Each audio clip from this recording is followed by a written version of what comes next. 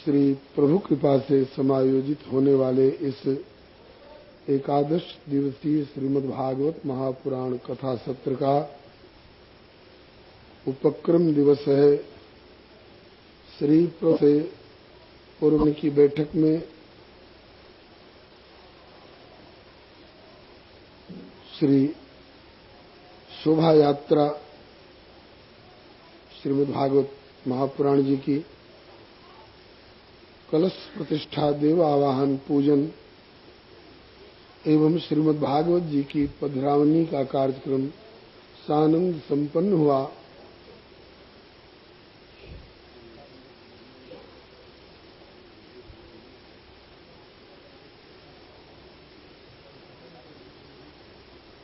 श्री प्रभु कृपा से पूर्वान्निक्षक में कथा प्रारंभ होने जा रही है। आप लोग अपने अपने स्थान पर रहकर समाहित चित्त से कथा का श्रवण करें। इस श्री प्रभु की नित्य लीला स्थली में ऐसे ऐसे सिद्ध कोटि के विद्वद वरेण्य महापुरुष विराजमान हैं, जिनके श्री चरणों में एक विद्यार्थी की हैसियत से भी बैठने की क्षमता इस बालक में नहीं है। ऐसे ऐसे महानुभाव विराजमान हैं जो मुझे जीवन भर पढ़ा सकते हैं।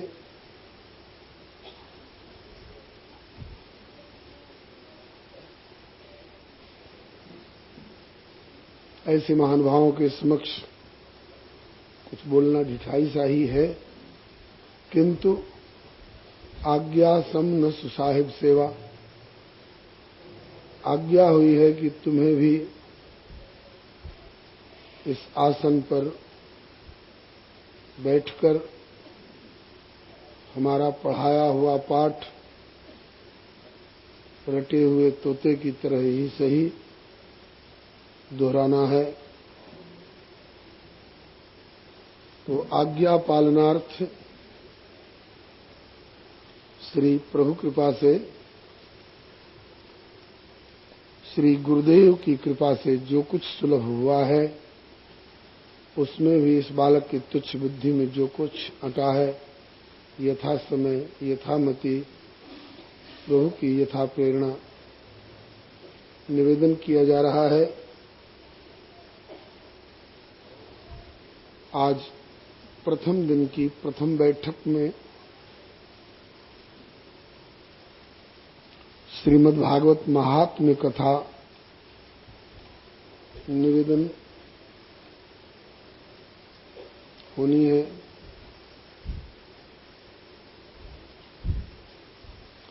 यद्यपि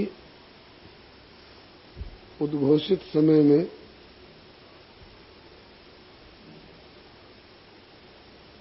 आठ से 11 तक का समय प्रातःकालीन बैठक का जो उद्घोषित समय है, उसमें अब थोड़ा सा ही समय बचा होगा।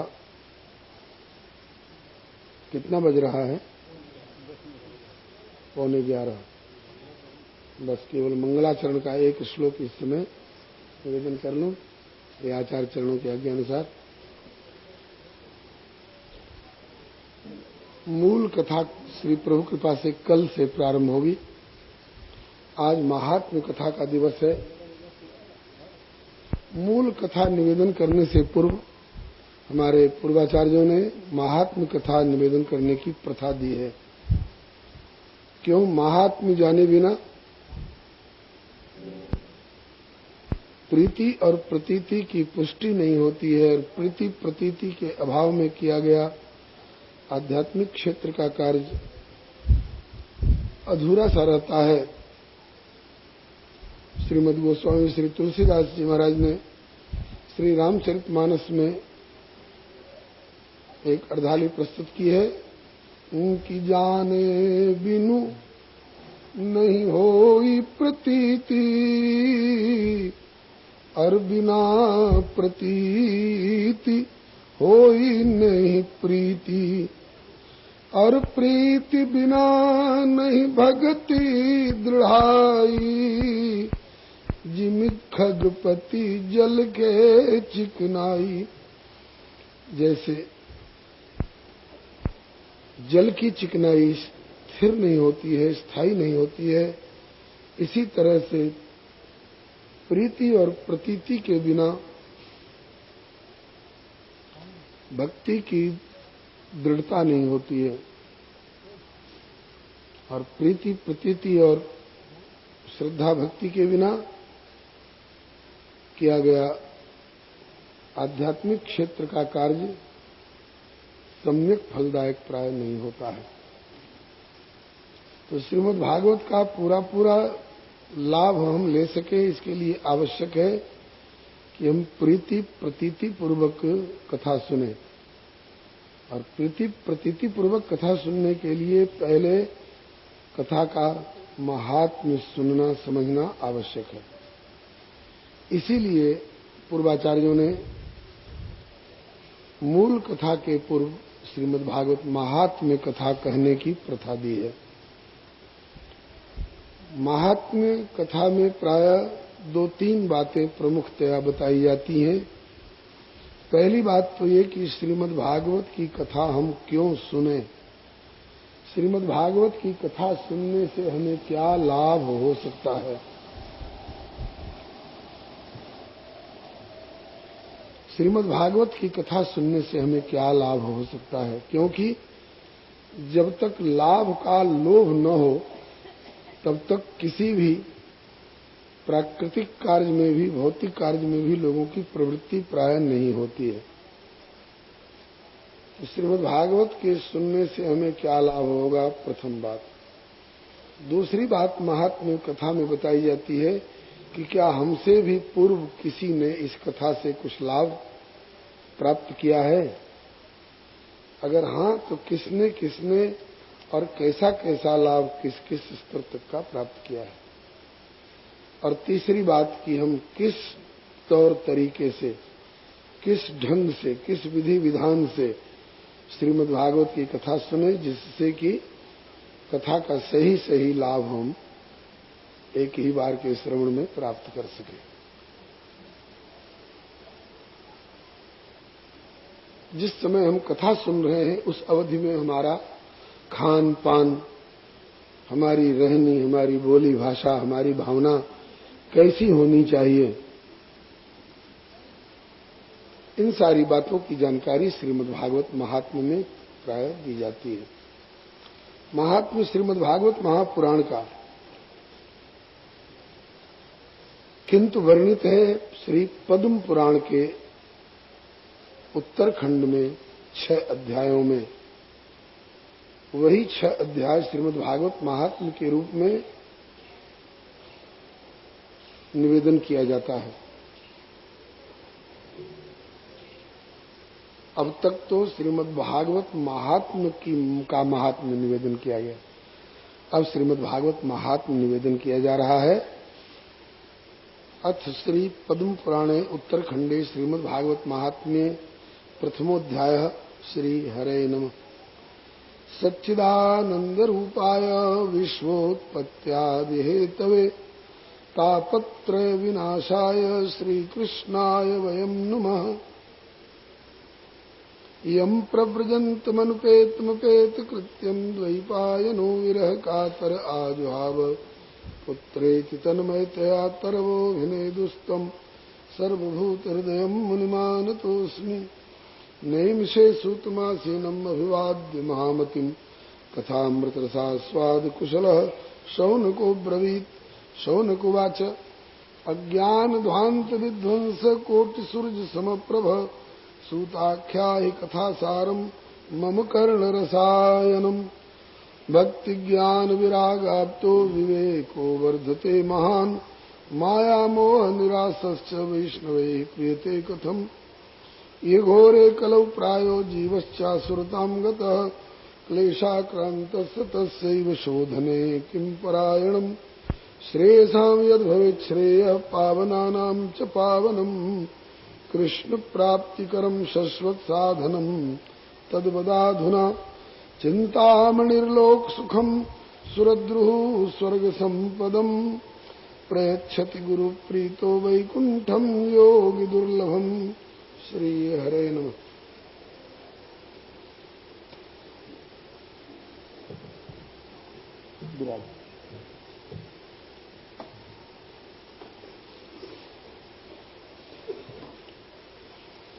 गत श्रीमद्भागवत महात्म्य के 6 अध्यायों में से प्रथम अध्याय के प्रथम श्लोक में श्री वेदव्यास भगवान कहते हैं कि हम उन भगवान श्री कृष्ण को नमस्कार करते हैं जो सच्चिदानंद स्वरूप हैं, जो विश्व की उत्पत्ति इत्यादि के एकमात्र हेतु हैं और जिनकी शरण लेने पर, जिनकी कृपा से दैहिक, दैविक, भौतिक तीनों प्रकार के तापों का विनाश हो जाता है, ऐसे भगवान श्री कृष्ण को हम नमस्कार करते हैं। इस अनुष्टुप छंद वाले श्लोक के, जिसमें 4 चरण होते हैं 8-8 अक्षर के, इसके प्रथम चरण में भगवान को सच्चिदानंद स्वरूप बताया गया। हम उन भगवान श्री कृष्ण को नमस्कार करते हैं जो सच्चिदानंद स्वरूप हैं, जिसका तात्पर्य हुआ कि वे भगवान श्री कृष्ण सत स्वरूप हैं, चित स्वरूप हैं और आनंद स्वरूप हैं। इसमें भगवान की 3 विशेषताएं बताई। भगवान सत्स्वरूप हैं, भगवान सच्चित स्वरूप हैं और भगवान आनंद स्वरूप हैं। सत का क्या तात्पर्य, चित का क्या तात्पर्य और आनंद का क्या तात्पर्य, पूज्य चरण गुरुदेव श्री भक्तमाली जी महाराज, जिनसे श्री भक्तमाल जी का एवं श्रीमद् भागवत जी का प्रसाद प्राप्त हुआ है, उनकी कृपा से ऐसा सुनने समझने को मिला है। श्री महाराज जी सच्चिदानंद की व्याख्या में कहा करते, सत्य कहिए जो बिन से नाही और चित्त चैतन्य सकल घट माई और आनंद घट घट करे आनंदा ललिता को नाम सच्चिदानंदा। सत कहिए जो बिन से नहीं।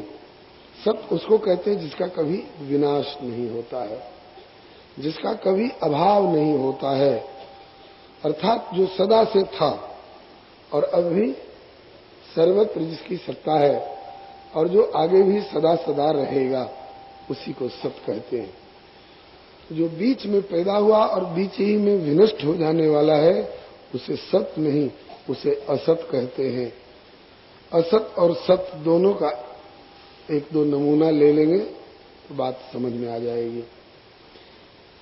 पानी में हवा और बूंद की ठोकर लगने से अर्ध गोलाकार बबूला उठ जाता है, देखे होंगे आपने। वो 2 मिनट पहले भी नहीं था और उठने के 2 मिनट बाद भी नहीं रहेगा। तो यह पानी का बबूला असत्य है। हम लोगों का यह शरीर भी मां के पेट में आने से पहले नहीं था और चिता पर जाने के बाद भी नहीं रहेगा, इसलिए यह शरीर भी हमारा असत्य है।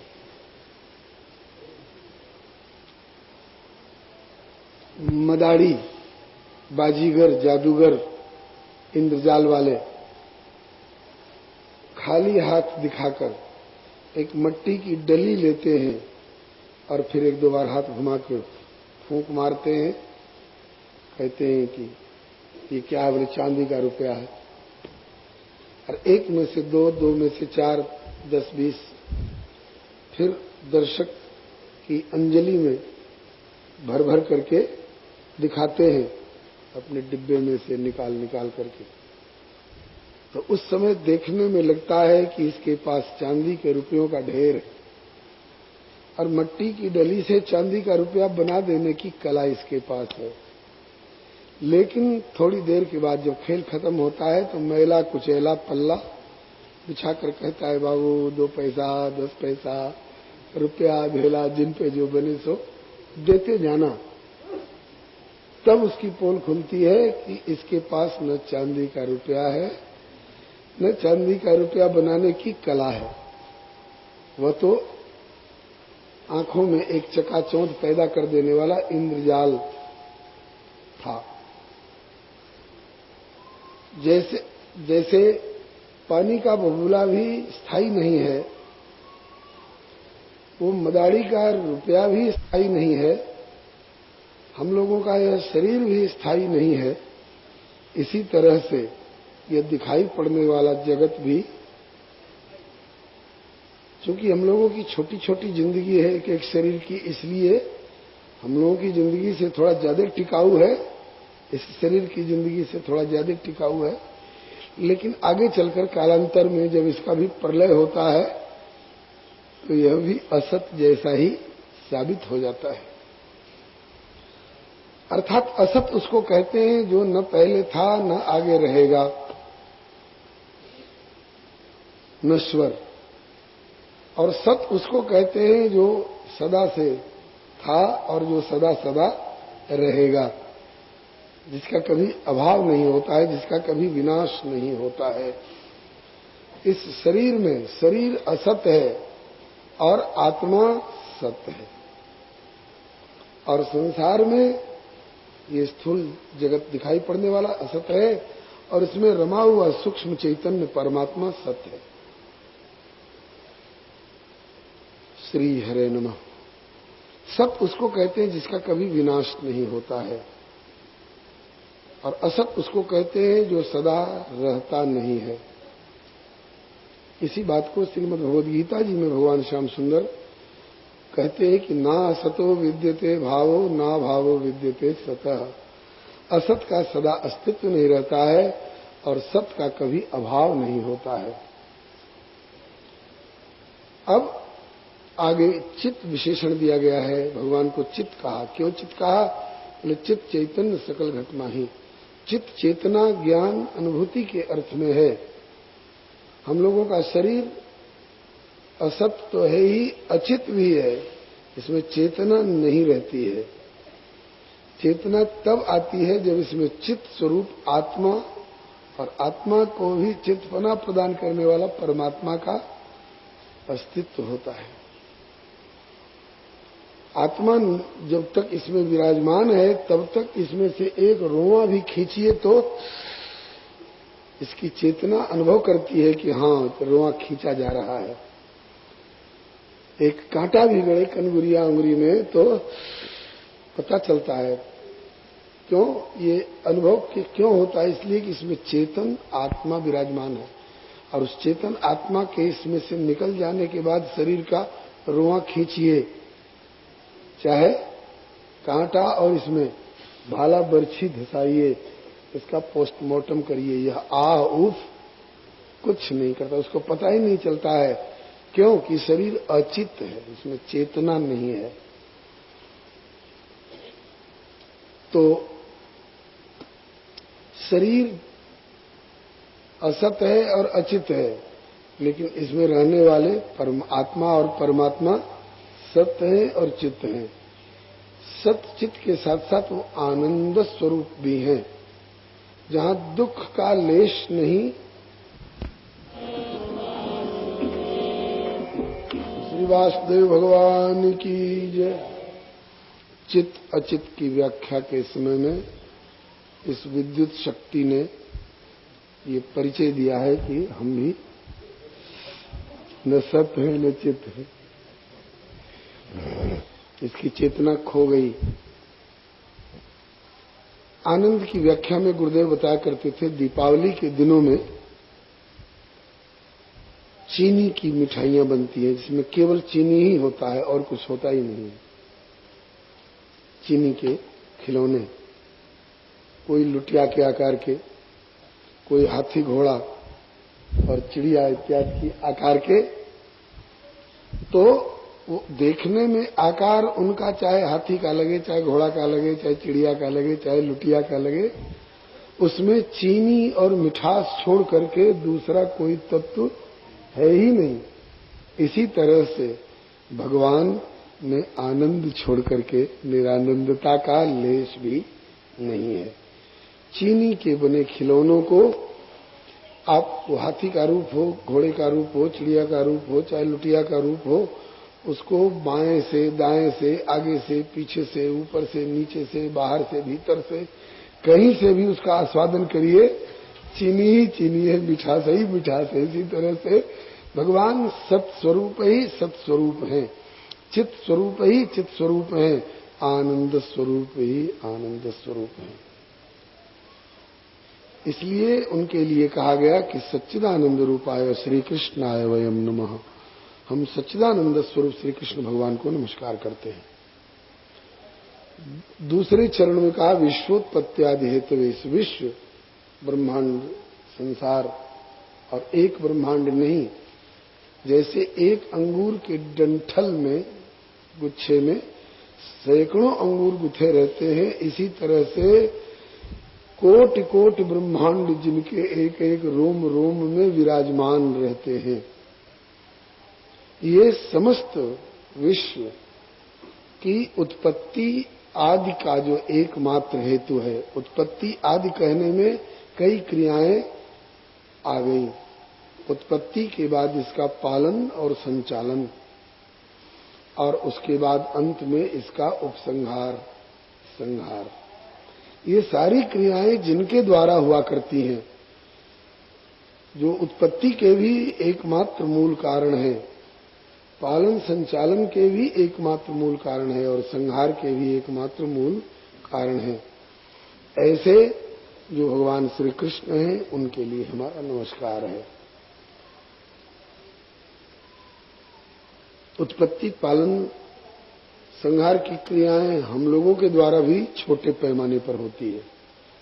हम लोग धान का, गेहूं का, सरसों का बीज खेत जोत कर उसमें ले जाकर बो देते हैं, तो उसमें से अंकुर निकलते हैं। फिर उसके बाद हरियाली थोड़ी थोड़ी निकलने लग जाती है। फिर हम लोग उसको जल से सींचते हैं ताकि उसमें विकास हो। चंद्रमा की शीतल किरणों से उसमें वनस्पतियों में रस का संचार हो, ऐसा सुअवसर दिया जाता है। और फिर जब हरियाली बढ़ जाती है उसकी, तो कई तरफ से आने वाले बैल बकरी गधे उसको चरने के लिए तैयार रहते हैं, घास चरी जान करके। तो चारों तरफ से बाड़ा और घेरा लगा करके उसकी सुरक्षा का भी ख्याल रखना पड़ता है। और फिर जब उसमें दाने आ जाते हैं, फल आ जाते हैं, सूरज की उष्ण किरणों से परिपक्व हो जाते हैं, तो उसके बाद उसको काट करके और उपसंहार करके ला करके धर लेना, समेट लेना, ये उपसंहार की क्रिया है। तो पैदावार की उत्पत्ति, पैदावार के पालन संचालन, सिंचाई और संरक्षण, और उसके बाद उसको काट करके ले आना, समेट लेना, उपसंहार, ये क्रियाएं हम लोग भी करते हैं छोटे पैमाने पर। हम लोगों का जो उत्पत्ति पालन संचालन की क्रिया है, ये छोटे पैमाने लघु उद्योग के ढंग का है। और परमात्मा का जो ये उत्पत्ति पालन संचालन एवं संहार की क्रिया है, बहुत बड़े पैमाने पर है।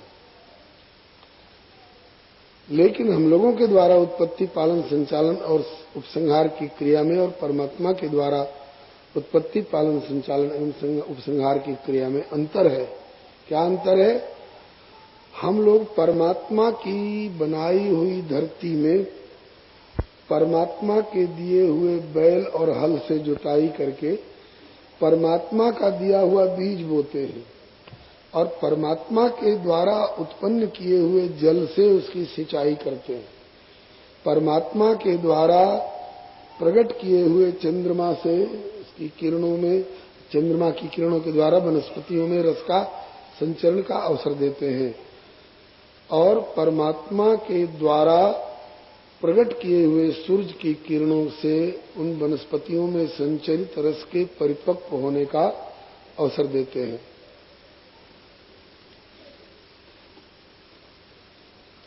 हम लोगों में से किसी से कह दिया जाए कि तुमको चौड़े मैदान में आकाश में बिठा दिया, तुम अपनी तरफ से धरती पैदा कर लो, अपनी तरफ से बीज पैदा कर लो और अपनी तरफ से बैल पैदा कर लो और हल पैदा कर लो और उसकी जुताई करके अपना पैदा किया हुआ बीज उसमें डालो और अपनी तरफ से उसमें अंकुर उत्पन्न करके अपने प्रकट किए हुए चंद्रमा की किरणों से उसमें रस का संचार कराओ और अपने प्रकट किए हुए सूर्य से उसकी किरणों से उसका परिपाक करा करके और फिर अपने ढंग से उसका उपसंहार कर लो, तो हम लोगों के लिए यह संभव नहीं होगा।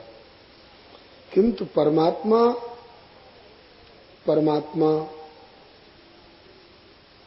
चाहे उसको कोई धरती दे चाहे न दे, उसको कोई बीज दे चाहे न दे, उसको कोई जल दे चाहे न दे, वो अपने संकल्प से इन सारी वस्तुओं को प्रकट करके और फिर उसके बाद उनका विस्तार, उनकी उत्पत्ति, पालन, संचालन एवं उपसंहार इत्यादि सारी क्रियाएं वो करता रहता है। अपने में से अपने संकल्प द्वारा सब कुछ प्रकट करता है। सारांश ये कि वह निमित्त कारण भी है और उपादान कारण भी है। बहुत लोग कहते हैं कि हम तो प्रत्यक्षवादी हैं, जिसको देखते हैं उसी की सत्ता को स्वीकार करते हैं, जिसे नहीं देखते उसको नहीं मानते। कहते ऐसे प्रत्यक्षवादी तो तुम क्या कोई भी हो ही नहीं सकते कि केवल देखी हुई वस्तु की सत्ता स्वीकार करें। उदाहरण के लिए तुमने अमेरिका देखा है? बोले नहीं देखा। नहीं ध्यान बटेगा, ध्यान बटता है। तुमने अमेरिका देखा है? बोले अमेरिका तो नहीं देखा है। बोले अमेरिका की सत्ता मानते हो कि नहीं मानते हो? अगर कहते हैं कि नहीं मानते हैं, मूर्ख साबित हो जाएगा, तुम भूगोल नहीं पढ़े हो। इसलिए मूर्ख साबित न होने पावे इस डर से कहेगा कि हाँ अमेरिका की सत्ता को तो मानते हैं। देखा है अमेरिका को? देखा तो नहीं है। तो कहा कि जब प्रत्यक्षवादी हो तो नहीं देखे हुए अमेरिका की सत्ता को तुमने कैसे मान लिया, कैसे स्वीकार कर लिया? हाँ हमने तो नहीं देखा है, कोलंबस ने देखा था, वास्को डी गामा ने देखा था और हमारे गांव के डॉक्टर साहब गए थे नेत्र चिकित्सा विशेषज्ञ होने के लिए, तो वो देख कर आए, वो बताते हैं। हमने नहीं देखा है तो क्या, जिनने देखा है वो बता रहे हैं, इसलिए उस आधार पर हमने नहीं देखे हुए अमेरिका की भी सत्ता स्वीकार कर ली। तो कहते हैं इसी तरह से तुम वास्को डी गामा और कोलंबस की जगह पर श्री व्यास जी और वाल्मीकि जी को रख लो। उन्होंने देखा है और वर्णन किया है। अपने गांव के डॉक्टर साहब की जगह पर अपने नजदीकी श्री तुलसीदास जी और श्री लीला देवी को रख लो, इन्होंने देखा है और वे बता रहे हैं, इसलिए तुम उस ईश्वर की सत्ता को स्वीकार कर लो। अब यहां तर्क तो आपने अच्छा दिया, लेकिन फिर भी हम नहीं स्वीकार करते। तो कहा कि तुम्हारे नहीं स्वीकार करने से उसकी सत्ता और महत्ता में कोई अंतर नहीं पड़ता, वह था, है और रहेगा। कैसे? बहुत बढ़िया उदाहरण दिया है हमारे पूर्वाचार्यों ने। बोले कि मूर्ख गुण समुझे नहीं तो न गुणी में चूक, कहा घट्यो दिन कर विभव देखे जो न उलूक। उल्लू को दिन में दिखाई नहीं पड़ता है और मुसीबत की बात है कि सूर्य जब होंगे तो दिन होगा, तो सूर्य जब होंगे तो दिन होगा और दिन जब होगा तो उल्लू को दिखाई नहीं पड़ेगा। इसका मतलब कि सूर्य का दर्शन उल्लू के लिए संभव नहीं।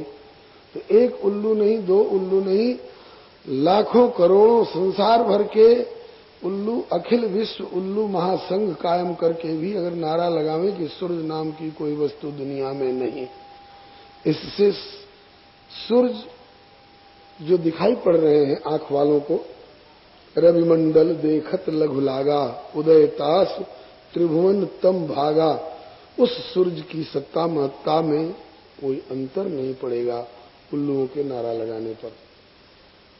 लोग कहते हैं ईश्वर कौन है जी, भगवान कौन है जी।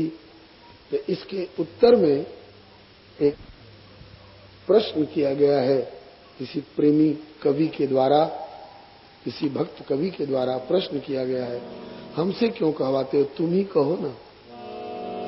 एक गीत गा रहा हूं, 5-7 मिनट लगेंगे, यही गा करके विश्राम दे दूंगा। आप कहेंगे गीत गाने की क्या आवश्यकता है, विश्वोत्पत्त्यादि हेतु की व्याख्या हो रही है। जो कहते हैं कि ईश्वर कौन है, उनसे पूछा जा रहा है कि तुम ही कहो ना। कहो वह कौन है, बोलो वह कौन है,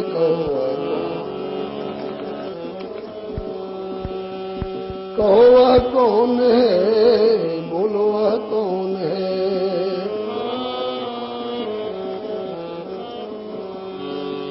सूरज की लाली में और चंदा की उजियाली में, जो है हरियाली में वृक्षों की डाली डाली में, शिशु की बोली में, कोयल की मधुर कूकों में, प्रेमी पपैया की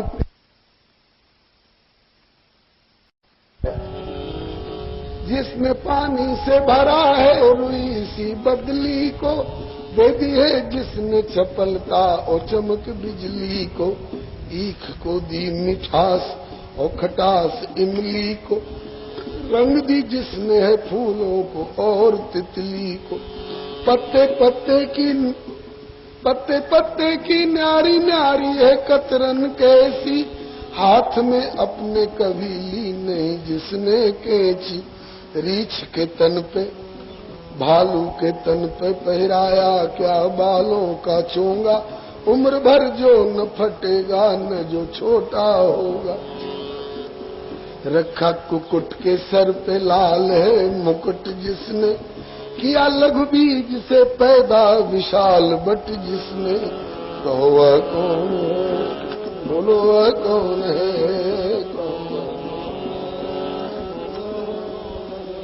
वही जगदीश्वर है, वही परमेश्वर है, वही जगदीश्वर है, वही परमेश्वर है।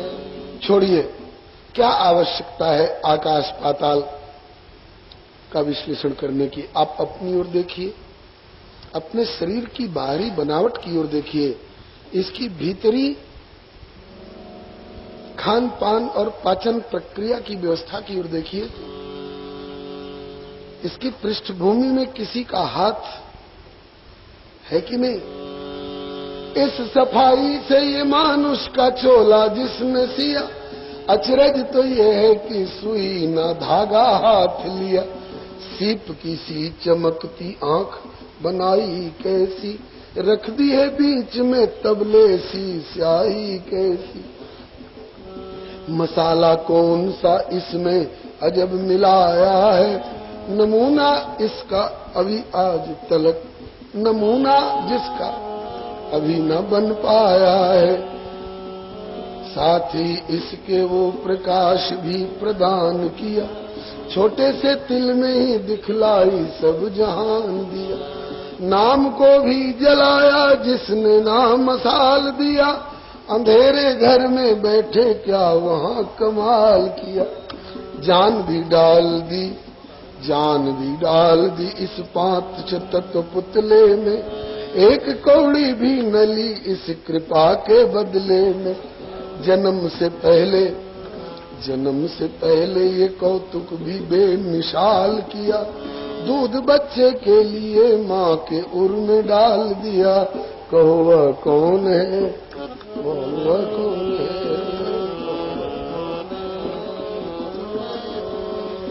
वही जगदीश्वर है, वही परमेश्वर है, वही सर्वेश्वर है, वही विश्वंभर है, वही जनरेटर है, वही ऑपरेटर है, वही जनरेटर है, वही क्रिएटर है, वही डिस्ट्रॉयर है, वही प्रलयंकर है, वही शिव शंकर है। सबकी करनी का यथा योग्य जो फल देता है, सदा निष्पक्ष न रिश्वत किसी से लेता। एक रस है जो जन्मता न मरा करता है, सदा पल भर में हरा करता है। कीड़े कुंजर सभी का पेट भरा करता। विश्व का चक्र ये जिसके नियम से चलता है, भोर उगता है सूरज सांझ समय ढलता है। पवन बहता है और पावक प्रचंड जलता है, सिंधु भी देख लो मर्यादा से न टलता है। जिसकी इच्छा के बिना फूल नहीं खिलता है, जिसकी सत्ता के बिना पत्ता नहीं हिलता है। कहो वह कौन है, बोलो वह कौन है, कहो वह। वही रमैया है, वही कन्हैया है, वही रमैया। सारे ब्रह्मांडों को जो आप किए धारण है, जन का त्रिताप हरण और तरण तारण। जिसके सुमिरण से होता विघ्न भय निवारण, भूल जाना ही जिसे सब दुखों का कारण। जिसको पाने में स्वर्ग की बहार कुछ भी नहीं, जिसके आगे किसी सुंदर का प्यार कुछ भी नहीं। चक्रवर्ती स्वराज में है सार कुछ भी नहीं, जिसके सम्मुख कुबेर धन अपार कुछ भी नहीं। काष्ठ में अग्नि है जैसे हवा गगन में, मेदी में लाली है और गंध जो सुमन में है। दही में घृत है और पुतली जो नयन में है, यूं बसा जो प्रकाश प्राणियों के तन में। कहो वह कौन है, बोलो वह कौन है।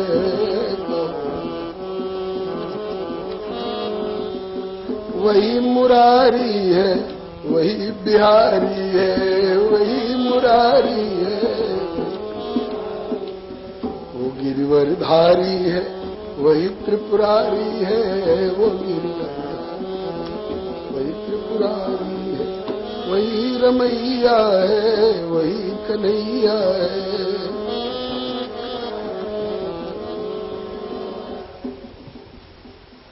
इस गीत में हम लोगों ने जो कुछ वर्णन किया वो बहुत स्वल्प व्याख्या है। विश्वोत्पत्त्यादि हेतवे श्री कृष्णाय वयम नमः। बस वैसे एक चरण और रह गया है, तापत्रय विनाशाय। जीव को अनेक प्रकार के ताप सताते रहते हैं। कभी शरीर में ही ऐसा ताप आ जाता है, बोले 106 डिग्री हो गया, और कभी वायुमंडल में इतना ताप हो जाता है कि लोग कहते हैं कि आग बरस रही है। और वायुमंडल और शरीर की का ताप थोड़ा सम भी रहे तो मानसिक ऐसी ऐसी वेदनाएं आती हैं, बोले बेटा नालायक हो गया है, और डकैतों की नोटिस आ गई है, दैवी प्रकोप हो गया, भूकंप हो गया, ये हो गया, वो हो गया। तो इस प्रकार से अनेक प्रकार के ताप इस जीव को सताते रहते हैं। लेकिन ये कब तक सताते हैं? जब तक प्राणी प्रभु के चरणों में समर्पित नहीं हो जाता है। अंधकार कब तक परेशान करता है? जब तक सूरज के निकट सम्मुख नहीं आते हैं। जाड़ा कब तक सताता है? जब तक आग के पास नहीं पहुंचते हैं। इसी तरह से ये दैहिक दैविक भौतिक ताप तभी तक सताते हैं जब तक हम उस श्याम सुंदर के श्री राधा गोविंद के चरणों से दूर हैं। और जब उनके चरणों में पहुंच जाएं तो जैसे सूरज के निकट पहुंचते ही अंधकार दूर, जैसे अग्नि के निकट पहुंचते ही ठंडक दूर, इसी तरह से उस त्रितापहारी संतापहारी श्री श्याम सुंदर के श्री चरणों में पहुंचते ही दैहिक दैविक भौतिक तीनों प्रकार के ताप दूर हो जाते हैं। ऐसे तापत्रय विनाशाय श्री कृष्णाय वयम नमः। उन्हीं को श्री कृष्णाय नमः कहा जाता है, उन्हीं के लिए श्री रामाय नमः, श्रीमन्नारायणाय नमः। एक ही प्रभु के अनेक नाम हैं। हाँ, इसमें भी बहुत लोग बहुत तरह की बात करते हैं। कोई कहते हैं क्या करते हैं, बोले भजन करते हैं। भजन की क्या जरूरत है? कहीं ये नहीं पूछा कि भोजन की क्या जरूरत है? भोजन पर तो टूट पड़ते हो। फाटक पर पहरेदार बैठे हैं, बिना पर्ची के नहीं जा सकते, बोले एक हमको चले जाने दो। अरे राम, ये नहीं पूछते हो कि भोजन की क्या जरूरत है। अब भजन की भी कहते भजन की क्या जरूरत है? अरे भाई, बिन पानी भोजन बिना ये उदर मचावे क्रांति, ऐसे ही बिना भजन सत्संग के मिले न मन को शांति। आत्म शांति, आत्म कल्याण नहीं होगा। तो जैसे भोजन जरूरी है शरीर के लिए, ऐसे आत्मा के लिए भजन सत्संग भी आवश्यक खुराक है। अच्छा ठीक है। किसका भजन करते हो? बोले राम का भजन करते हो। कौन राम? अच्छा, राम भी 10-20 होते हैं क्या? राम भी 10-20 होते हैं क्या? कहा कि इतना भी पता नहीं राम कितने होते हैं। किसी ने कह दिया राम राम कहो, राम राम रटने लगे। सुनो राम कितने होते हैं। एक राम दशरथ घर डोले, एक राम घट घट में बोले, और एक राम का सकल पसारा, और एक राम सभी से न्यारा। इनमें कौन भगवान तुम्हारा? तो गोस्वामी तुलसीदास जी शास्त्रीय उत्तर देते हैं, तू बता, एक सूरज दिल्ली में डोले और एक सूरज बम्बे में बोले, और एक सूरज का सकल पसारा और एक सूरज सभी से न्यारा, इनमें को है सूरज तुम्हारा? क्या उत्तर देगा? बोले कहना पड़ेगा कि वही सूरज दिल्ली में डोले, वही सूरज बम्बे में बोले, उसी सूरज का सकल पसारा और वही सूरज सभी से न्यारा। तो फिर अब इसमें क्या फिर तर्क तुम्हारा? ये तो शास्त्रीय उत्तर रहा। अब एक देहात के रामायणी ने बहुत प्यारा उत्तर दिया। कौन राम? बोले तू बता, तेरा एक बाप, तेरे चाचा जी को भाई, और तेरा एक बाप तेरे नाना को जमाई, और तेरा एक बाप तेरी दादी जी को बारो, और तेरो एक बाप तेरे फूफा जी को सारो। बोल इनमें कौन है बाप तुम्हारा? तो कहना पड़ेगा, जख मार के कहना पड़ेगा कि बाप 2 नहीं है, 3 नहीं है, 4 नहीं है, मेरे वही पिताजी, एक ही पिताजी मेरे चाचा जी के भाई, और वही मेरे एक ही पिताजी मेरे नाना के जमाई, और वही मेरे एक ही पिताजी मेरी दादी जी को बारो, और वही मेरो एक ही पिता मेरे फूफा जी को सारो। तो भैया इसी श्री वृंदावन के एक बड़े मूर्धन्य विद्वत वरेण्य संत प्रवर कह रहे हैं, भगवान की मजाल नहीं, भगवान की भी मजाल नहीं जो 2 भगवान बना दे। हाँ, एक ही भगवान अनेक अनेक रूपों में व्यक्त हो करके, अनेक प्रकार की पोशाक पहन करके अनेक प्रकार की लीला कर सकता है। अब तुम्हारी रुचि जिसमें हो, उस नाम से, उस रूप से उनको पुकारो, पूजो, आराधन करो, ठीक है। पेड़ा कौन चीज का बनता है जी? अब बर्फी कौन चीज की बनती है जी? और कलाकंद कौन चीज का बनता है जी? आइए, खोआ कौन चीज से बनता है जी? दूध का। तो एक ही दूध तो पेड़ा और बर्फी और कलाकंद के रूप में। कोई कहे कि हमें चपटा चपटा पेड़ा प्रिय लगता है, बोले वही ले लो। कोई कहे कि हमें चौकोर चौकोर बर्फी ज्यादा प्यारी है, बोले वही ले लो। तत्व तो एक ही। इस प्रकार से श्री वेदव्यास भगवान ने कहा, हम उन भगवान श्री कृष्ण को नमस्कार करते हैं जो सत स्वरूप, चित स्वरूप, आनंद स्वरूप है, जो विश्व की उत्पत्ति, पालन, संचालन एवं संहार इत्यादि के एकमात्र निमित्त कारण भी है, उपादान कारण भी है, जो शरणागत के दैविक भौतिक तीनों प्रकार के तापों का विनाश कर देने वाले हैं। ऐसे भगवान को हमारा नमस्कार है। इस प्रथम दिन की प्रथम बैठक में महात्म्य के प्रथम अध्याय के प्रथम श्लोक की संक्षिप्त व्याख्या करके और इस समय वाणी को ही विराम दिया जा रहा है। इससे आगे का प्रसंग सुनने के लिए आप 3 बजे पधारें। श्री हरे नमः। प्रथम दिवस है। श्री प्रभु कृपा से अपराह्न की बैठक में कथा प्रारंभ होने जा रही है। आप लोग अपने अपने स्थान पर शांतिपूर्वक विराजमान रहकर समाहित चित्त से कथा का श्रवण करें। श्री प्रभु कृपा से पूर्व प्रसंग में आपने श्रीमद् भागवत महात्म्य के प्रथम श्लोक का भाव श्रवण किए। सच्चिदानंद रूपाय विश्वोत्पत्त्यादि हेतवे तापत्रय विनाशाय श्री कृष्णाय वयं नमः।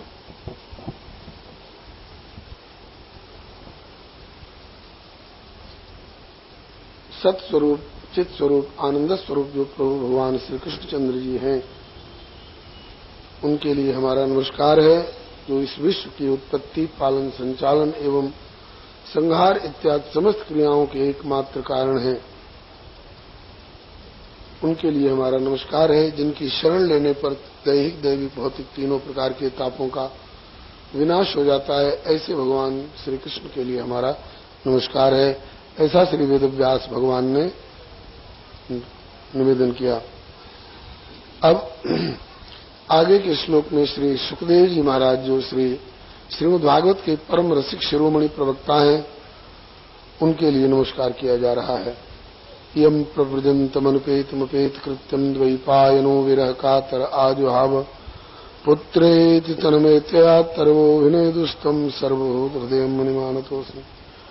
जो श्री सुखदेव जी जन्म से ही ऐसे ज्ञानवान, वैराग्यवान प्रकट हुए कि मां के पेट से बाहर आते ही जंगल का रास्ता पकड़ लिए, जिनके पीछे पीछे विरह कातर होकर के इनके पिता श्री वेदव्यास जी, जो 24 अवतार में से एक हैं, वे पीछे पीछे डोले, सुख सुख, पुत्र पुत्र, ऐसा कहते हुए। श्री सुखदेव जी ने काफी दूर तक तो पहले तो कोई उत्तर ही नहीं दिया, बहुत दूर जाने के बाद उत्तर भी दिया तो सुको हम कह करके एकात्मता भाव भावित ऐसा उत्तर दिए कि एक श्री सुखदेव जी के सुको हम कहने से सारे वृक्षों से आवाज आने लग गई, सुको हम, मैं सुख हूं। वृक्ष की आत्मा कहने लगे कि मैं सुख हूं। अब किसको आप पुत्र मानिएगा? सारी आत्माएं और सुखदेव जी की आत्मा कहते हैं कि इसमें उनमें कोई अंतर नहीं। पंडित की, ज्ञानी की परिभाषा दी जाती है, आत्मवत सर्वभूतेषु यः पश्यति स पंडितः। जो अपनी आत्मा के ही समान सब आत्माओं को समझे, उसका नाम पंडित है, वो ज्ञानी है। हमारे जैसे लोगों के लिए ये बात केवल वाणी में उलझ कर रह जाती है, लेकिन श्री सुखदेव जी ने इसको व्यावहारिक रूप में करके दिखा दिया। एक श्री सुखदेव जी के बोलने से सब वृक्ष की आत्मा बोल उठी, सुको हम। ऐसे सर्वभूतांतरात्म स्वरूप श्री सुखदेव जी को हमारा सर्वतोभावेन नमस्कार है। अब आगे वर्णन करते हैं कि नैमिषारण्य क्षेत्र में व्यास गद्दी पर विराजमान श्री सूत जी का पूजन अभिनंदन करके 88,000 ऋषियों के प्रतिनिधि श्री शौनक जी ने उनसे जिज्ञासा की। ये 88,000 ऋषि शौनक जी के साथ प्रयाग से चल करके नैमिषारण्य क्षेत्र में पधारे हैं। इन प्रयाग का हो हल्ला, भीड़ भब्बड़ देख करके घबराहट के मारे शांत एकांत खोजते हुए श्री शौनक जी नैमिषारण्य क्षेत्र में आए हैं। ये नैमिषारण्य क्षेत्र लखनऊ के आसपास में पड़ता है। इनके साथ 88,000 ऋषि विराजमान है। संख्या तो इनकी 88,000 की है, लेकिन मनोवृत्ति इनकी एक है, आराधना उपासना पद्धति एक है। इसलिए संख्या से इनके शांत एकांत पने में कोई अंतर नहीं पड़ा। श्री भगवत रसिक जी श्री वृंदावन के बड़े ऊंचे अनुभवी संत हुए हैं। उनका कहना है कि इष्ट मिले और मन मिले भजन रस रीत, तो मिलिए तहां निशंक होए कीजे 300 प्रीत। संख्या चाहे जितनों की हो, लेकिन मन मिल रहा हो, इष्ट मिल रहा हो, भजन की रसरीत पद्धति मिल रही हो, तो संख्या अधिक होने से शांत एकांत में कोई बाधा नहीं होती है। आइए अब श्री शौनक जी ने जिज्ञासा की। कैसे शौनक जी ने? बोले कथामृत रसास्वाद कुशल शौनको ब्रवीत। कथा रूपी अमृत का आस्वादन करने में परम कुशल श्री शौनक जी ने जिज्ञासा की। सब कथा रूपी अमृत का आस्वादन करने में कुशल नहीं है। भैंस और गधे ये कथा का रस आस्वादन करने में कुशल नहीं, उनकी मंद बुद्धि है। ऐसे ही मनुष्यों में भी कुछ ऐसी बुद्धि वाले लोग होते हैं जो पूरी रामायण सुना दीजिए और उसके बाद उनको ये निर्णय करना कठिन हो जाएगा कि राम राक्षस था कि रावण राक्षस था। हाँ, ऐसा उदाहरण गुरु जी सुनाया करते थे। तो कथा रूपी अमृत का आस्वादन करने में जो कुशल हैं, ऐसे श्री शौनक जी ने जिज्ञासा की। भगवान अज्ञान ध्वांत विध्वंस कोट सूर्य समप्रभ सूत आख्याय कथासारम मम कर्ण रसायनम। हे श्री सूत जी, बाहर के आकाश में सूरज का उदय होता है तो रात्रि का अंधकार दूर हो जाता है। ये बाहर वाले सूरज बाहर के अंधकार को तो दूर कर देते हैं, लेकिन जीव के अंतःकरण में जो माया जन्य अज्ञान रूपी मोह ममता पूर्ण अंधकार है, ये नहीं जा पाता है। वो कैसे जाता है? बोले आप जैसे संत सदगुरु मिल जाएं और उनके हृदय में ज्ञान रूपी सूर्य जो विद्यमान है, उनकी किरण वाणी के रूप में निकले, कानों के माध्यम से हृदय में पहुंचे, तो वो अज्ञान रूपी अंधकार दूर हो जाता है। तो अज्ञान रूपी अंधकार को दूर करने के लिए एक नहीं करोड़ों सूर्य के समान प्रभावान आप जैसे संत सदगुरु के श्री चरणों में हमारा प्रणाम है।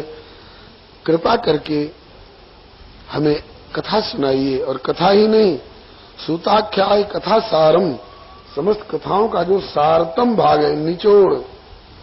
जैसे कोई कहता है कि हमें पौधा दीजिए, कोई कहता है हमें वृक्ष दीजिए, हमें बगीचा दीजिए, कोई कहता है कि हमें नहीं इसका फल दीजिए, कोई कहता है कि फल में भी छिलका गुठली वाला अंश है, उसको भी छोड़ करके हमको उसका निचोड़ा हुआ रस ही दीजिए। इसी तरह से कहते हैं कि हमें ये कथा की वृक्षावली और फल और गुठली और छिलका से कोई मतलब नहीं, समस्त कथाओं का जो सारतम निचोड़ा हुआ भाग है वह रस हमें पान कराइए। और केवल अपने लिए ही व्यक्तिगत जिज्ञासा नहीं करते हैं। संसार में 3 तरह के जीव होते हैं, विषयी साधक सिद्ध सयाने, त्रिविध जीव जग वेद बखाने। विषयी प्राणी का शोधन कैसे हो, इनका साधन पथ श्री हरे नमः। विषयी प्राणी का शोधन कैसे हो, ये आसुरी भाव को छोड़ करके शरीर मानव का मिला है तो मानवता से संपन्न हो और साधन पथ पर चलने लगे।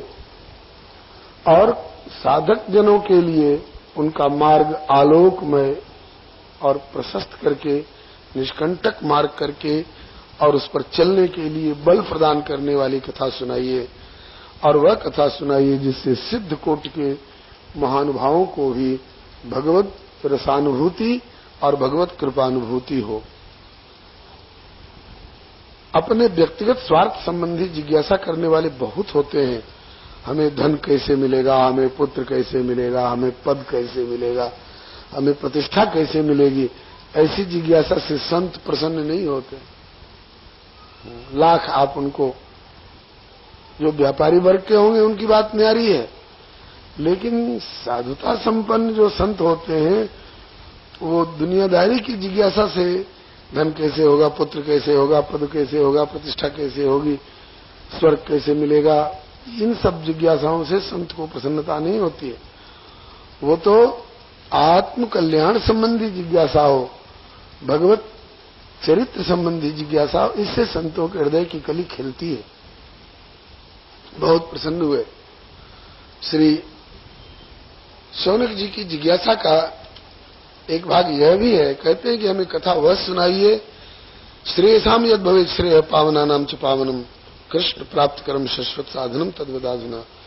कल्याण करने वाले भी जिस कथा से अपना कल्याण की आशा रखते हैं, औरों को पवित्र करने वाले भी जिस कथा से पवित्र स्वयं हुआ करते हैं, और कृष्ण प्राप्त करम शाश्वत साधनम तद्वदाधुना, वह कथा सुनाइए जो साक्षात भगवत प्राप्ति करा दे। हाँ, संसार में देने वाले बहुत तरह के लोग हैं, सेठ साहूकार, राजा महाराज, चिंतामणि, ये प्रसन्न हो जाए तो जगह जमीन हाथी घोड़ा दे सकते हैं, सोना चांदी हीरा मोती दे सकते हैं। लेकिन इनसे कहिए कि हमें स्वर्ग का विमान ला दीजिए, हमें सोमरस के प्याले मंगा दीजिए, हमें अप्सराएं मंगा दीजिए, ये हाथ जोड़ लेंगे। ये हमारे वश की बात नहीं है। ये कौन देगा? तो कहते हैं कि सुरद्रु स्वर्ग संपदम, कहीं कहीं सुरद्रु के बदले में सुरेंद्र स्वर्ग संपदम का पाठ है। तो सुरद्रु का मतलब देवताओं का द्रुम वृक्ष, कल्प वृक्ष जिसको कहते हैं, जो देवलोक में होता है, और सुरेंद्र कहने से देवताओं के राजा इंद्र। ये इस धरती से ऊपर के कुछ विशिष्ट सुख दे सकते हैं, किंतु इनसे भी कहिए कि हे कल्प वृक्ष अथवा हे देवराज इंद्र, हमें श्याम सुंदर से मिला दीजिए। हाथ जोड़ना पड़ेगा उनको, ये मेरे बस की बात नहीं है। वो कौन देगा? बोले प्रयच्छत गुरु प्रीतो वैकुंठम योगी दुर्लभम। योगियों के लिए भी जो दुर्लभ बने रहते हैं ऐसे वैकुंठ, वैकुंठ बने भगवान, भगवान का धाम, दोनों भाव है। वैकुंठ शब्द का अर्थ हमारे आचार्य जन बताते हैं, कुंठा से रहित जो हो वो वैकुंठ। कुंठा बने मायाजन्य विकार, जिनमें विकार नहीं, निर्विकार भगवान, और उनका धाम वैकुंठ है। उनकी प्राप्ति कैसे होगी? हे श्री सूत जी, आप जैसे संत सदगुरु कृपा कर दे। और वो भी कब कृपा करेंगे? प्रेक्षित गुरु प्रीतो, यदि प्रसन्न हो जाए तो प्रसन्न कैसे होंगे? हमारे अनुशासन से, हमारे शील स्नेह से, हमारी सेवा से। बहुत लोग कहते हैं कृपा कृपा कहते, कृपा की पात्रता भी तो हो। कृपा तो जैसे बरस तो गया पानी, लेकिन किसी का बर्तन औंधा पड़ा हो, कितना पानी आएगा उसमें? सीधा भी हो और उसमें छेद हो तो कितना पानी रहेगा उसमें?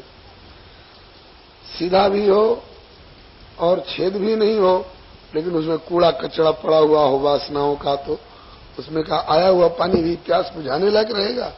नहीं।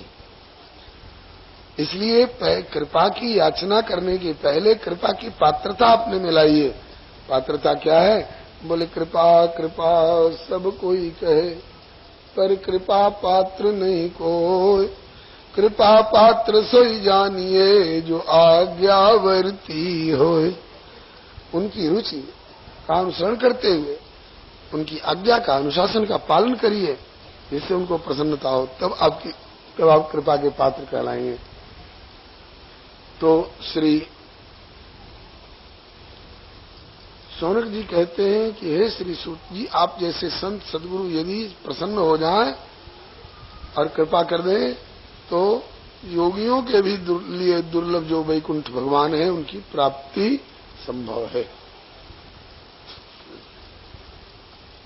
इस जिज्ञासा पर बड़े प्रसन्न हुए श्री सूत जी और बोले प्रीति शौनक चित्ते ते तो वचन विचारे च सर्व सिद्धांत निष्पन्नम संसार भयनाशनम भक्तियोग वर्धनम यच्च कृष्ण संतोषेतकम तदम ते विधास्यामि सावधान ते शृणु। हे श्री शौनक जी, आपके हृदय में बड़ी प्रीति है। किसके प्रति?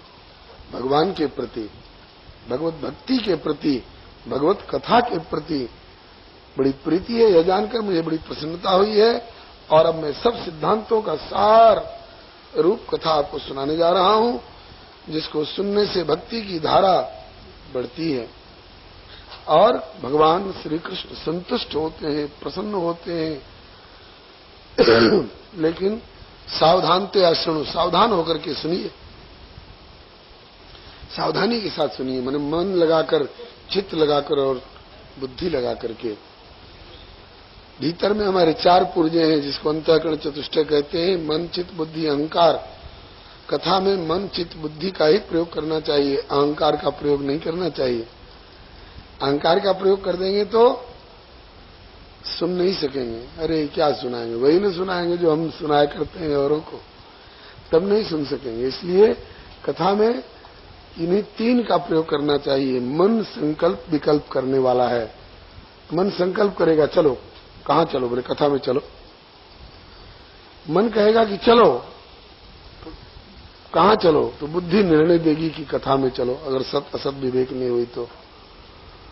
और बुद्धि ने जो निर्णय दे दिया उसको अपने ऊपर अंकित कर लेना, ये चित्त का काम है। जो कुछ कथा में सुनाया जाता है उसको आप सुनिए और बुद्धि से उहापोह करके जो आपके लिए हितकर लग रहा है उसको अंकित कर लीजिए हृदय पटल पर। जैसे लोग टेप रिकॉर्डर में अंकित कर लेते हैं, ये गीत बड़ा अच्छा लगा, इसको टेप में भर लें। तो टेप तो एक जड़ पदार्थ है, उसमें भरने से आपको लाभ क्या हुआ? पूज्य श्री देवराहा बाबा कहते थे, बच्चा लोहा में भर लो, कंडा में, गोबर में भर लो, तो इससे तुमको क्या लाभ हुआ? अपने भीतर भरो। कथा अपने आत्मा में भरने की चीज है।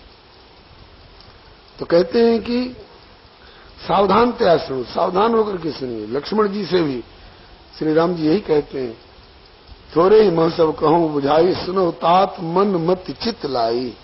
मन चित्त बुद्धि लगा करके सुनो, दत्त चित्त होकर के स्नेह पूर्वक सुनो। काल व्याल मुखग्रास त्रास निर्नाश हेतवे श्रीमद् भागवतम शास्त्रम कलहु कीरेण भाषितम। मैं श्रीमद् भागवत शास्त्र सुना रहा हूं। श्रीमद् भागवत शास्त्र है। शास्त्र क्यों कहा? बोले शासनात् त्रायते इति शास्त्र। तो खबरदार, जैसे electric transformer, electric sub station के पास बोर्ड लगा रहता है, खबरदार भीतर आना मना है, ऐसे ही जिधर जाने से बुराई है उधर जाने से रोकना, और जिधर चलने में हमारा कल्याण है उधर चलने की सलाह देना, ये शास्त्र का काम है। शासनात् त्रायते इति शास्त्र। तो ये श्रीमद् भागवत जी यही काम करते हैं, इसलिए इनको शास्त्र कहा है। हमें बुराई की तरफ से रोक करके और परम कल्याण, परम धर्म, परमात्मा की दिशा में चलने की सलाह देते हैं। तो ऐसे श्रीमद् भागवत शास्त्र जो कलौ कीरेण भाषितम, कलिकाल के अंतर्गत श्री सुखदेव जी ने सुनाया है परीक्षित जी के प्रति, वह कथा हम आपको सुनाने जा रहे हैं। अब एक बात है कि भागवत की प्राप्ति सबको होती नहीं है। जैसे कपड़े को धोने के लिए सोडा है, साबुन है, आजकल तो बहुत से रासायनिक पदार्थ निकल गए हैं, इस तरह से मन को धोने के लिए, अंतःकरण को एकदम स्वच्छ कर देने के लिए एतस्माद् अपरम किंचित मन शुद्धेन विद्यते, श्रीमद् भागवत से बढ़कर के मन को पवित्र करने वाला दूसरा कोई साधन नहीं है। लेकिन